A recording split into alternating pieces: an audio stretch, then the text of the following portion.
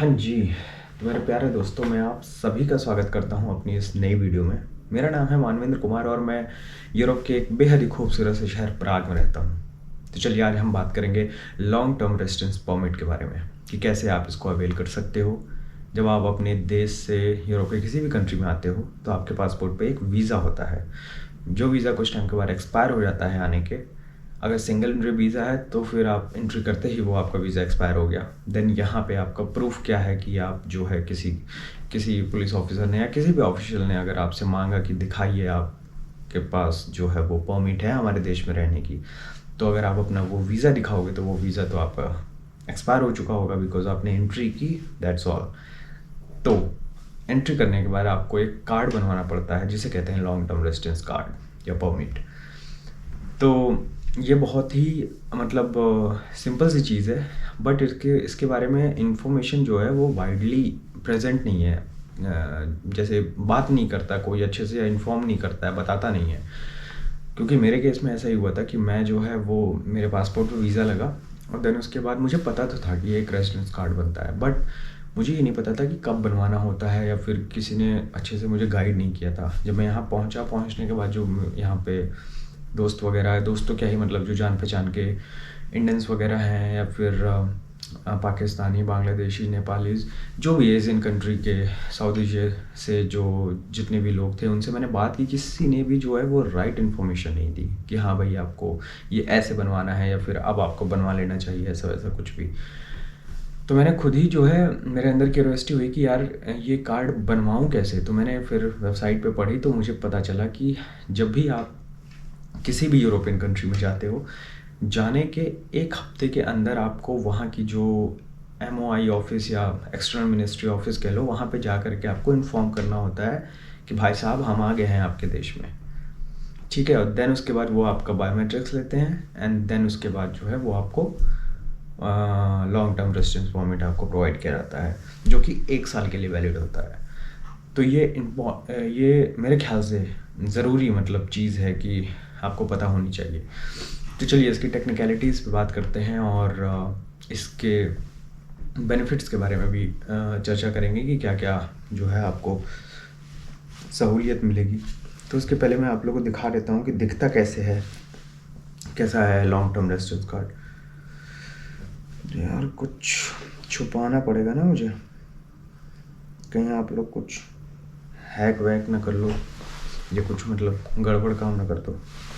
तो ये देखो, कुछ नंबर्स मैंने अपने छुपा दिए हैं, इसके अलावा ये छुपाया हो ना, हाँ।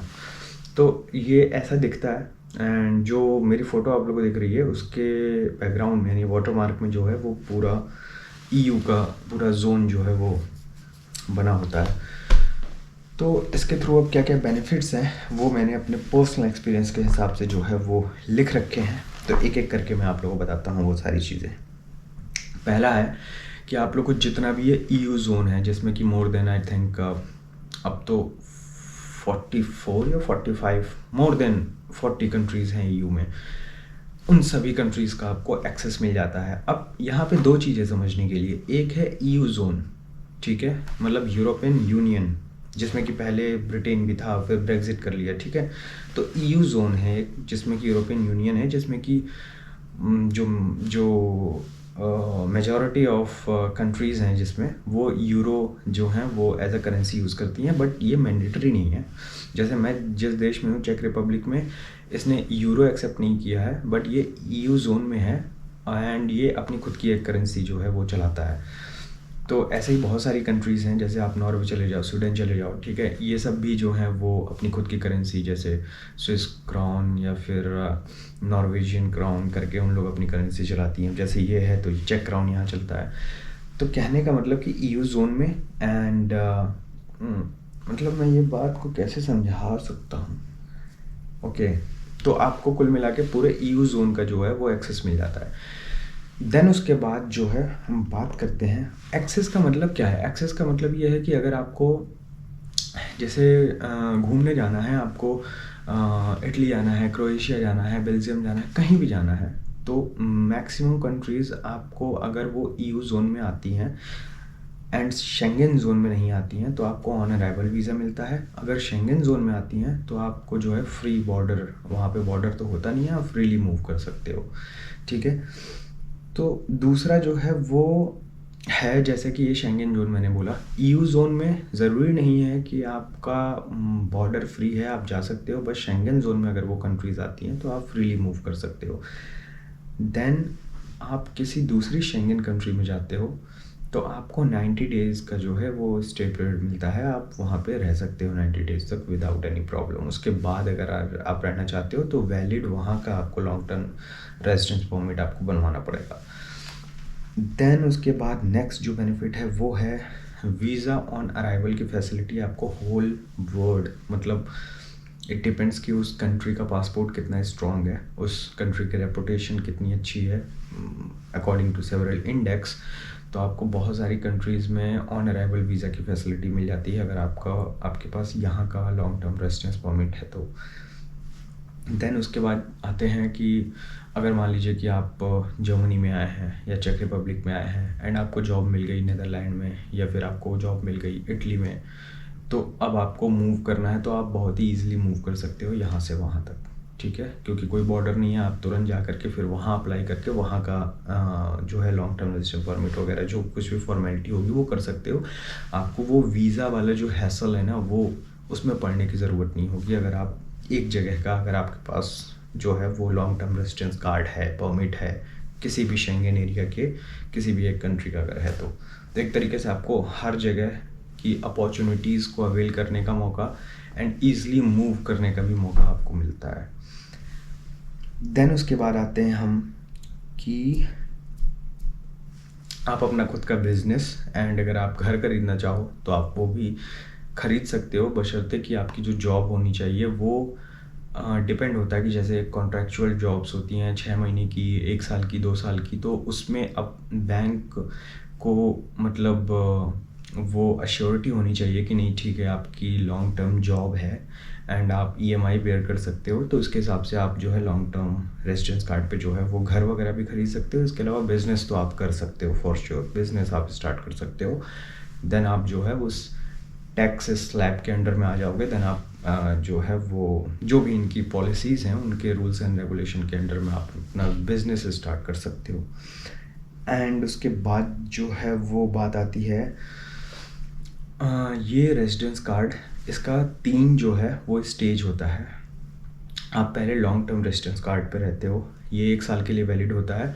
देन हर साल जो है ये रिन्यू होता है। अब जैसे चेक रिपब्लिक की बात करूँ तो यहाँ पे 1 साल के बाद आपको मेरे ख्याल से 2500 चेक क्राउन, यानी इंडियन करेंसी में 3.65 से अभी जो रेट चल रहा है वो मल्टीप्लाई कर लेना, तो लगभग मेरे ख्याल से 10,000 के करीब में, या फिर हाँ 10-11 हज़ार करीब में जो भी होगा, तो उतना रुपए में आपको हर एक साल जो है रिन्यूअल चार्ज आपको लगेगा हमेशा, ठीक है, रिन्यू करने के लिए। ऐसे ही अलग अलग कंट्री में अलग अलग रेट हो सकते हैं, डिफरेंट रेट्स हो सकते हैं। तो अब क्या है कि आपने जो है वो मान लिया कि अब 3 स्टेज की जो मैं बात कर रहा था वो क्या होता है, वो होता है कि ये लॉन्ग टर्म रेजिडेंस परमिट आपका फर्दर परमानेंट रेजिडेंस परमिट में कन्वर्ट हो सकता है। देन फर्दर जो है आप यहाँ की सिटीजनशिप जो है वो भी अवेल कर सकते हो।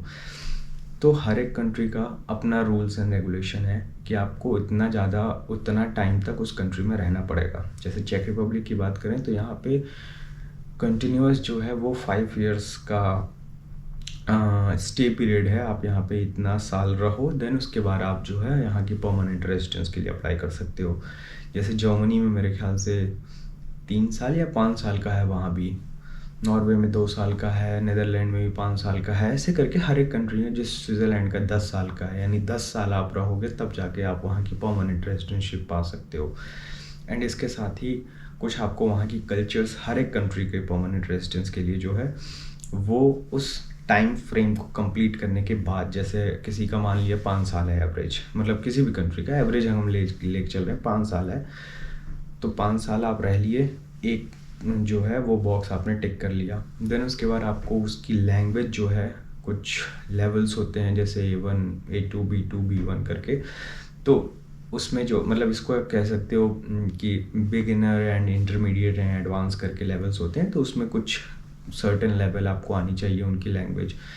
देन उसके बाद जो है उनके कल्चर के बारे में भी कुछ उनके हिस्ट्री के बारे में भी जो है वो आपका एक टेस्ट होता है, हर एक कंट्री का पक्का है, ये होता ही है।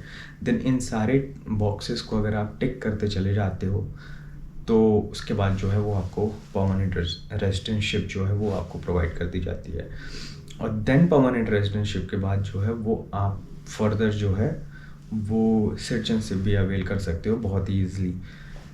बट अगर जो लोग इंडिया से हैं उनके लिए प्रॉब्लम ये होता है कि परमानेंट रेजिडेंटशिप तो आप चलो कर लिए, कोई बात नहीं। परमानेंट रेजिडेंटशिप होती क्या है, ये चीज़ है कि अब आपको रिन्यू करने का झंझट नहीं हो गया। वो 10 साल का मिलता है कि 10 साल तक आपका परमानेंट रेजिडेंटशिप है, आपको कुछ करने की ज़रूरत नहीं। जैसे लॉन्ग टर्म वाले में हर एक साल रिन्यू करना होता है, उसमें नहीं होता। वो 10 साल के बाद फिर आप सिटीजनशिप के लिए अप्लाई कर सकते हो। तो मेरे कहने का मतलब ये है कि जो इंडिया के लोग हैं वो उनके लिए प्रॉब्लम हो जाती है कि मान लिया कि आपने 10 साल परमानेंट रेजिडेंटशिप कंप्लीट कर ली, देन उसके बाद ये होता है कि अगर आप सिटीजनशिप अवेल करना चाहते हो तो आपको इंडिया का जो है वो पासपोर्ट छोड़ना पड़ेगा, क्योंकि इंडिया डुअल सिटीजनशिप जो है वो अलाउ नहीं करता है अभी भी। तो ये एक मतलब मात्र भावना वाली चीज़ होती है, आपके ऊपर डिपेंड करता है कि आप जो है फर्दर क्या करना चाहते हो, उस लॉन्ग टर्म रेजिडेंस परमिट उस परमानेंट रेजिडेंस परमिट को ही एक्सटेंड करना चाहते हो या फिर नहीं। तो ये वैसे जानकारी है कि मतलब ये स्टेजेस होती हैं, इस तरह की चीज़ें हैं। देन उसके बाद अच्छा, सबसे बड़ा बेनिफिट मुझे ये लगता है कि आप जैसे EU जोन में हो गई 40+ कंट्री, उसी तरह शेंगन जोन में है 27 कंट्रीज़ कम से कम है। तो इन शेंगन जोन में क्या है कि बॉर्डर्स नहीं है, तो आप किसी भी देश से एग्ज़िट कर सकते हो और किसी भी देश से जो है वो वापस आ सकते हो। जैसे एग्जांपल के लिए देखें कि अगर आपके पास लॉन्ग टर्म रेजिडेंस कार्ड है चेक रिपब्लिक का, एंड आपको इंडिया जाने के लिए फ़्लाइट जो है वो प्राग से महंगी पड़ रही है, एंड क्या पता आपको बर्लिन से या फिर ऑस्ट्रिया में वियना से या फिर हंगरी में या फिर किसी भी कंट्री से आप चेक किए फ़्लाइट इंडिया की तो वो सस्ती पड़ रही है, तो आप जो है उस कंट्री से भी इंडिया जा सकते हो। शेंगन कंट्री होनी चाहिए बस। देन उसके बाद अगर आप इंडिया से वापस आ रहे हो, तो जैसे आप ले सपोज़ कि आप बर्लिन में आ रहे हो, बट बर्लिन की डायरेक्ट फ़्लाइट इंडिया से महंगी है, तो आप किसी और देश की किसी और मतलब सिटी में जो कि कनेक्शन है इंडिया से उसका, वहाँ से फ़्लाइट आ जा रही हैं, आप वहाँ आकर के देन जो है अपने जहाँ आपका अल्टीमेट डेस्टिनेशन है वहाँ जा सकते हो। तो ये बहुत ही अच्छी सुविधा है मेरे ख्याल से। बस प्रॉब्लम ये होता है कि एयरपोर्ट पे जो है वो आपको ये मतलब डॉक्यूमेंट्स आपके पास हैं तो फिर कोई दिक्कत नहीं, क्योंकि शेंगन रूल के हिसाब से जो है आप कहीं से भी एग्ज़िट कर सकते हो और किसी भी कंट्री शेंगन कंट्री से जो है वो आप जो है वो आ सकते हो। तो आउट गोइंग और इनकमिंग जो है वो दोनों फ्री है पूरे शेंगन एरिया में, कहीं से भी कर लो। ठीक है, तो बेनिफिट हाँ एक और है कि अगर आप मैरिड हो तो आपकी जो स्पाउस होंगी, जो आपकी पत्नी होंगी, उनको बहुत आसानी से जो है वो लॉन्ग टर्म रेजिडेंटशिप उनको भी प्रोवाइड करती हैं सारी कंट्रीज़, बशर्ते कि आप वो पहले बंदे हो जो कि पहले ही इस सुविधा को अवेल कर चुके हो। तो ये एक बहुत ही अच्छी चीज़ है। इसके साथ ही जो है वो आप इस लॉन्ग टर्म रेजिडेंस परमिट से जो है वो जॉब तो अप्लाई कर ही सकते हो। इसके अलावा आप पार्ट टाइम जॉब जो है वो डिपेंड करता है कि कंट्री कितना अलाउ करती है, एंड उतना आप पार्ट टाइम जॉब कर सकते हो। वैसे लोग ज़्यादा ही करते हैं, कोई विदाउट लिमिटेशन करते हैं, बिकॉज़ पार्ट टाइम जॉब में क्या होता है कि कोई कॉन्ट्रैक्ट या कोई इन रिटन कोई चीज़ नहीं होती है, तो इसलिए ये मतलब कह पाना या फिर सपोज़ कर पाना बड़ा मुश्किल है कि आपने कितने घंटे काम किए। तो आप 24 घंटे तो मतलब ऐसे बोल रहा हूँ, मतलब आप 10 घंटे भी दिन के काम कर सकते हो, 8 घंटे, 5 घंटे, 2 घंटे, जो भी। तो आपको पार्ट टाइम जॉब करने की कुल मिला करके जो है वो सुविधा आपको दी जाती है कि आप कर सकते हो। इसके अलावा अगर आप जॉब पा लेते हो, full time job and long term अगर वो जॉब है, तो आप इस लॉन्ग टर्म रेजिडेंस परमिट को वो ब्लू कार्ड में कन्वर्ट कर सकते हो। ब्लू कार्ड उनके लिए होता है जो बेसिकली जॉब सेक्टर में प्लेस्ड हो जाते हैं। देन उसके बाद जो है वो अब एक तरीके से लॉन्ग टर्म रेजिडेंस परमिट जो है, इसका अगर मैं बताऊं तो मैक्सिमम जितना भी इमिग्रेंट्स को फैसिलिटीज़ मिलनी चाहिए वो सारी फैसिलिटीज़ आपको मिलती हैं। बहुत ही मिनिमल फैसिलिटीज़ नहीं मिलती हैं, जैसे कि जो है वो आपको इंश्योरेंस हो गया, मेडिकल इंश्योरेंस आपको खुद से ही करना होता है। अगर आपका परमानेंट है या फिर सिटीजन हो तो वो गवर्नमेंट आपको जो है प्रोवाइड करती है। और भी बहुत सारी, जैसे फ्री वीज़ हमारे इंडिया में इस टाइम पे बहुत चल रहा है, तो फ्री वीज़ जो यहाँ पे आप देख सकते हो कि टैक्सेस जो हैं कंट्रीज़ के इतने ज़्यादा होते हैं, इसकी वजह से वो बहुत ही सारी जो फ्री फैसिलिटीज़ हैं वो अपने सिटीजन्स को जो है वो प्रोवाइड कराते हैं। तो उनके लिए आप जो है वो उन फ्री वीज़ को अवेल नहीं कर सकते हो। बट ये है कि बहुत सारी चीज़ों में आपको डिस्काउंट और बहुत सारी चीज़ों में आपको जो है बहुत ही मिनिमल रेट पे आपको प्रोवाइड की जाती हैं वो सारी चीज़ें। इसके अलावा जब आप इसको लॉन्ग टर्म या सिटीजन में कन्वर्ट करते हो तो आप उसके लिए अवेल मतलब आपको वो सारी चीज़ें भी आपको फ्री में प्रोवाइड की जाती हैं गवर्नमेंट की तरफ से। तो